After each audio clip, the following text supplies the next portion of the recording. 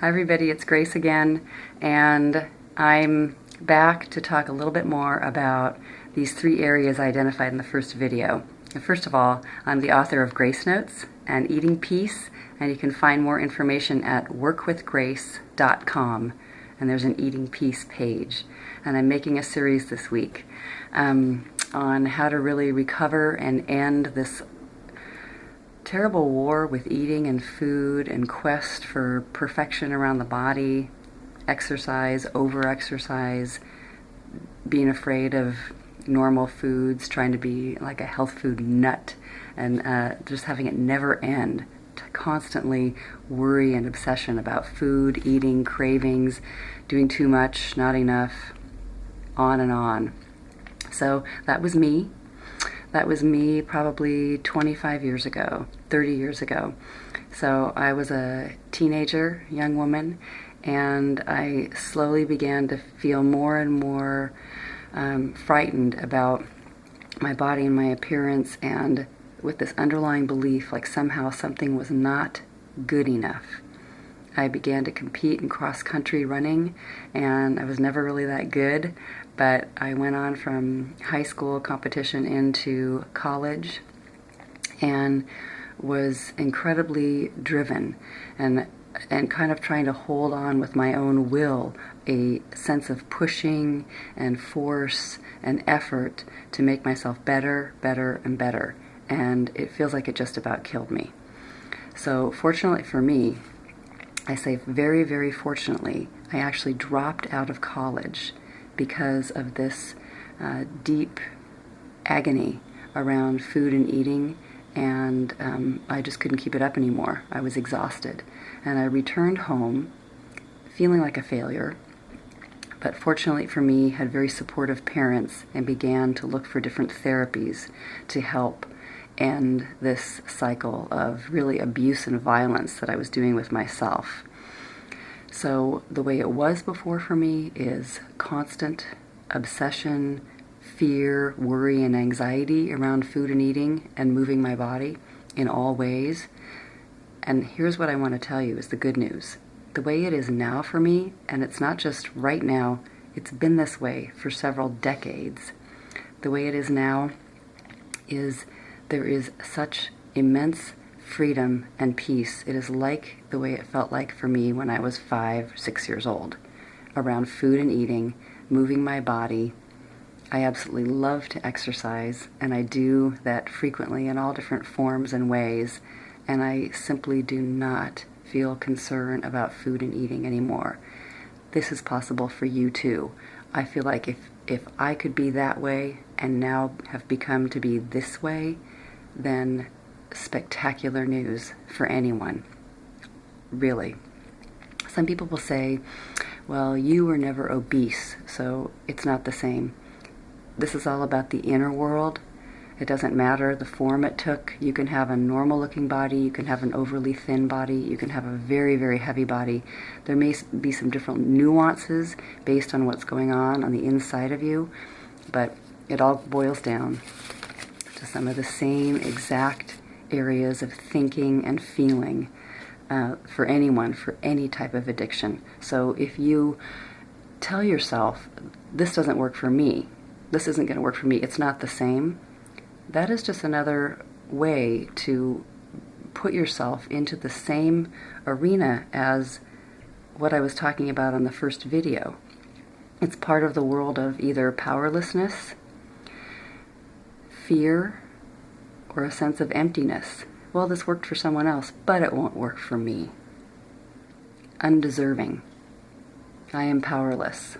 I can't find the answer for myself.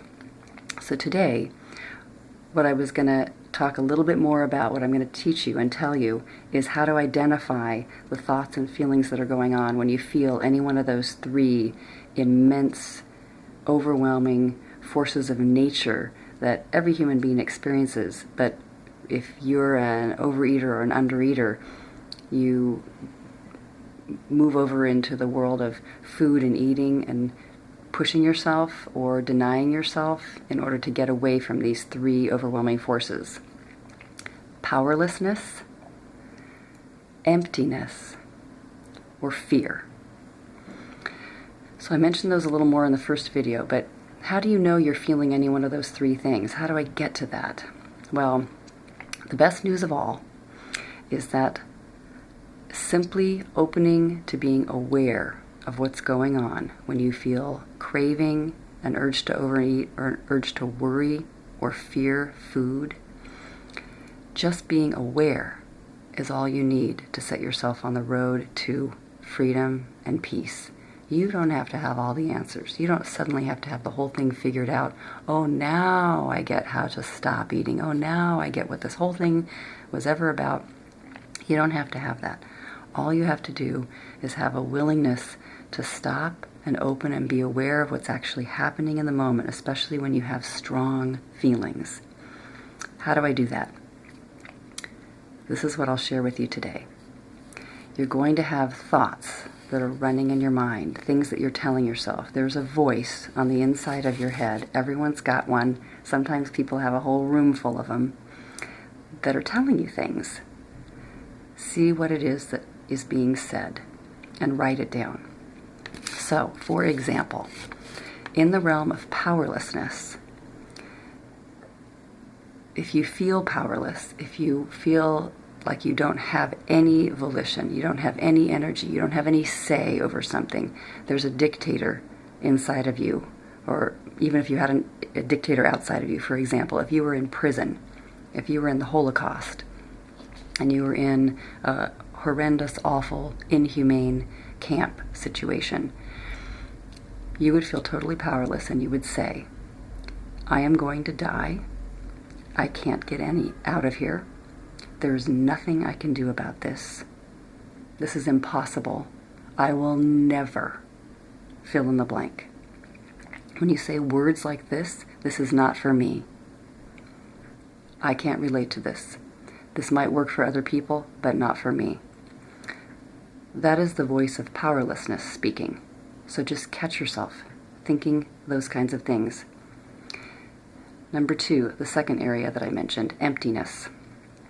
The voices may say things like, I don't have enough. I am not enough. I need to find something more. I have to search until I find it. There's not enough here for me. There's not enough love. There's not enough attention. There's not enough support. There's not enough peace. See where it is that you're saying there's not enough of something inside you or outside of you. Those are the voices of emptiness. Fear, the third and most critical area. Well, they're all critical areas, but the deeply upsetting area, very critical area. Fear. Something is scaring me. Something is threatening me. He or she is going to hurt me. I have been hurt. I might get hurt again. Let your mind just understand the things that it's telling you. Write these things down. Don't edit yourself.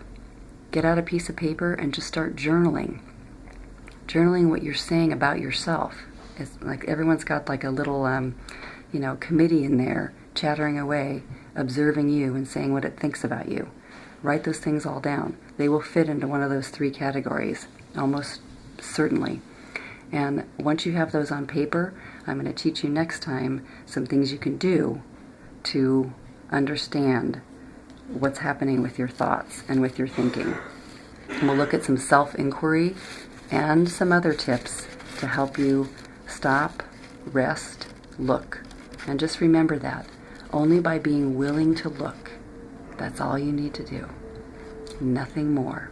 There is nothing required. Everyone thinks you need some huge, giant, shift of consciousness, gigantic change. No.